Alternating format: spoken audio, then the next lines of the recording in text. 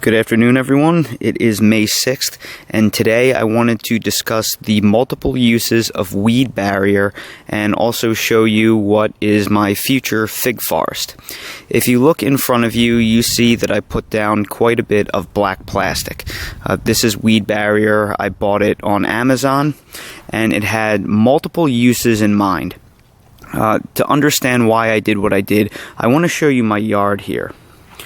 Alright, that is my yard. That is my house. So I built this house, and the builder only sods the first 30 feet of a backyard. The rest they leave wide open. And if you can see this over here, you will see all the weeds all over the place. This side has severe weed coverage. So what I'm trying to do here is cheaply and effectively accomplish two goals.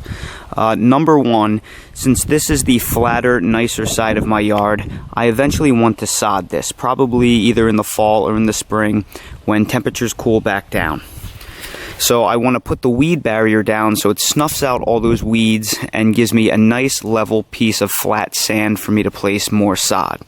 The second thing I want to do is I want to use this black plastic weed barrier as a way of warming up my containers. So we're in early May right now, and the days are comfortably in around the 80 to 85 degree range. The humidity has not rolled in yet.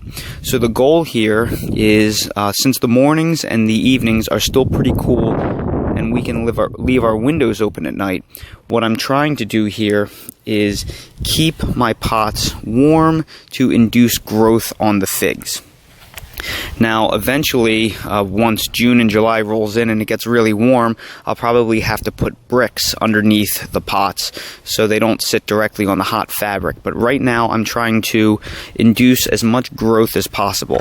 So, the cool thing about this barrier is I can use it as a way to speed up the growth rate of my plants, and I can use it as a method of keeping my backyard clean.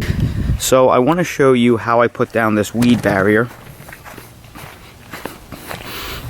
And I apologize for the shaky camera work, and it's also a little bit windy, but that's springs here by the ocean. What I did was I purchased galvanized, you can see where my toes are pointing right here. I purchased galvanized lawn staples, and every roughly 5 to 6 feet I put down a galvanized lawn staple. You can see them here. And then I'm also using the pots themselves as kind of a paperweight to keep everything down. You'll see here I also have watermelons. I have a tomato here that I'm going to use as growing a 10-foot tomato experiment. Just a bunch of stuff going on here. But these are combination paperweights and plants that I intend to eat off of this season.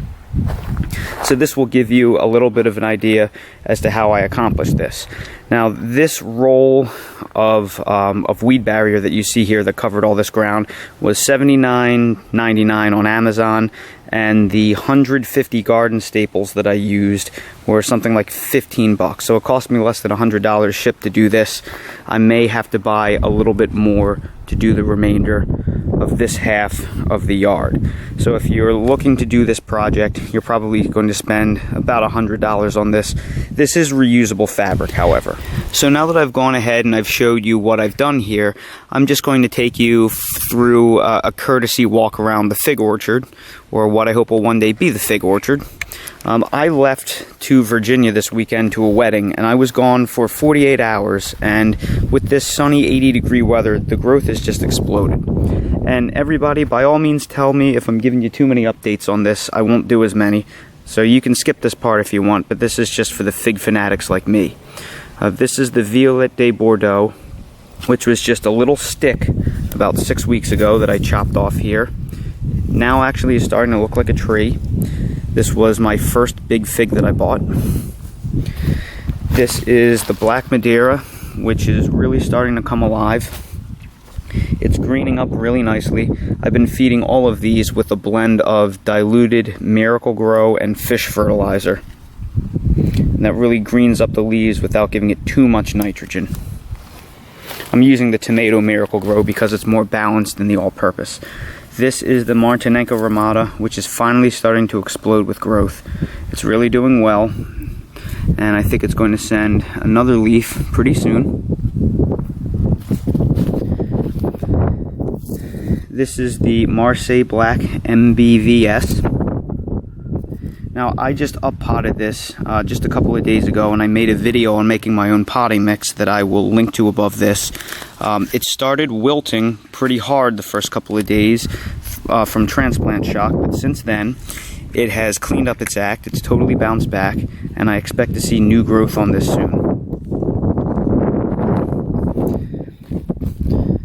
This is a Bordersot Blanca Negra, which I'm pretty sure is sending out a new leaf already, even though I just transplanted it on Thursday.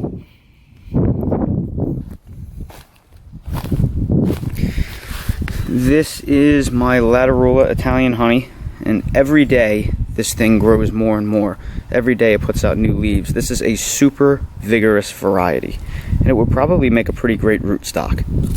You can see all the different nodes, growth nodes that the tree has, and I anticipate at some point I'm going to start seeing figlets form at the nodes. My raspberry latte is turning into quite the majestic bush. Now, the thing about the raspberry latte is it seems like a lot of people that grow this don't get fruit the first year or even the second year. So I'm probably going to wind up pinching this early to try and induce fruiting. I'm seeing some bumps on the nodes.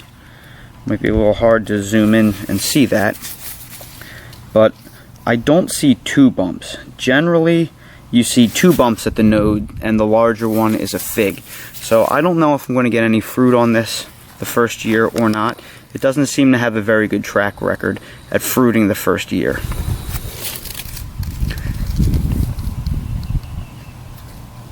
Hopefully you can see that there.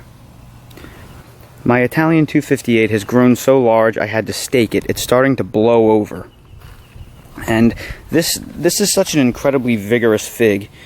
People say it's very similar to the Black Madeira. If that's true, there's not going to be much point in growing a Black Madeira because this grows so hardy and healthily by comparison. You can see it's already getting figlets.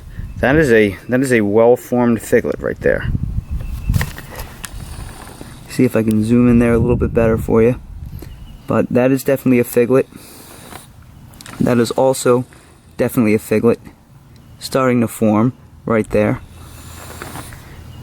So I'm just overall stunned with the vigor and the health of this plant. And hopefully I'll be able to have some cuttings for that come later in the year. This is the Col de Dame Noir. It's also doing very well. It's starting to branch out all over the place, and I noticed a bump starting at one of the nodes, so hopefully that will be the start of some fruit in there.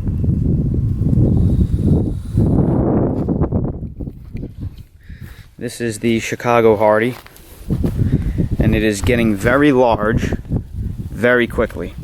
So I'm really overall impressed with the vigor of this plant.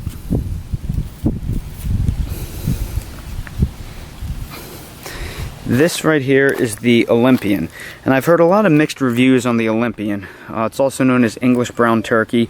A lot of people have claimed that it's difficult to get it to fruit the first year. Maybe it's because it's commonly sold as a tissue culture, but I'm happy to say that I have many figlets forming along the nodes. So that to me means this probably wasn't a tissue culture.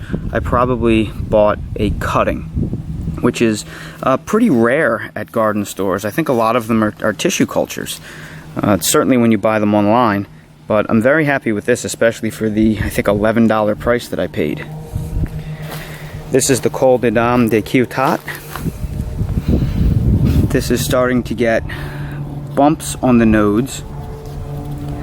I can't quite tell right now if that's going to be a figlet or a leaflet. I guess I'll find out. I'll probably need another week or so to make that call. It looks like there may be two bumps forming right here at the node, and if that is the case, then one of them should be a figlet. And I'm really excited to try this variety, so I hope that's the case. This is the Smith. I have high hopes for this plant because I live in the South and it's supposed to be good in heat and humidity. I am starting to see a few bumps right here. Not too many, but they are starting. I believe this is a later season variety, so I may have to give this a little bit more time. This cutting was very, very, very slow to grow. This is another Col de Dame Noir. I already showed you my one plant, but this one's a little bit further behind, but it's finally starting to explode with growth. And the last one that I have to show you is this San Miguel Roxo, which is grafted on hardy Chicago rootstock. And the San Miguel Roxo is the same thing as Azores Dark, so I've learned. So if you've ever seen YouTube videos where people talk about Azores Dark, this is actually the fig that they're talking about.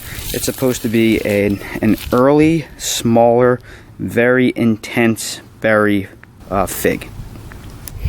And then back here I'm using simply a strawberry plant and a few container peppers and palms as additional paperweights to try and keep this tarp down. These are actually Phoenix Theophrasti Cretian date palms that I started from seed. So that's a little update on my latest project and how I'm using weed barrier in my garden to both keep weeds down and help grow fig trees. Thank you all so much for watching. If you haven't already, please consider subscribing to the channel, and it's really helpful if you like, comment, and share the videos. I really enjoy going through the comments and I love talking to you guys. If you have any suggestions, feel free to post them in the comments below. Maybe something else I can do, or any tips that you've picked up using weed barrier or growing figs in the past. Thanks to all of you for watching, and I hope to see you again next time.